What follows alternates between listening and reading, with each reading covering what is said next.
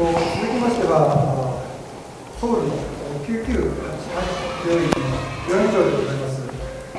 ドクター E、ご専門はここに書いてございますけれども、整形外科の手術関節関係の、略歴は高麗大学校の医学大学総合専攻で、現在は先ほどご説明しましたように998病院で、その他に有名なプロバスケットボールチームの SKNH チームのチームドクターという方が今もいらっしゃいますし、メディポストの研究顧問という種々多彩なお方になっていま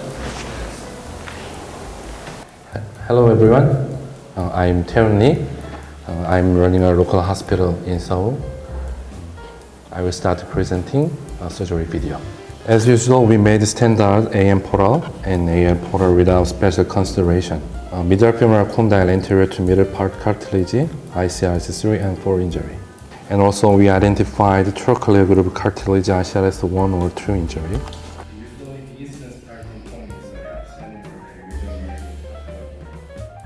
At first, we start using a vertebral gauge because it is easy to quickly identify the extent of cartilage damage and make the cartilage margin 90 degrees. And then again, we did cleaning and debriding the margin. And we saved the clinical photo. Now we are trying to get the best view position during removal of the obstructive tissue.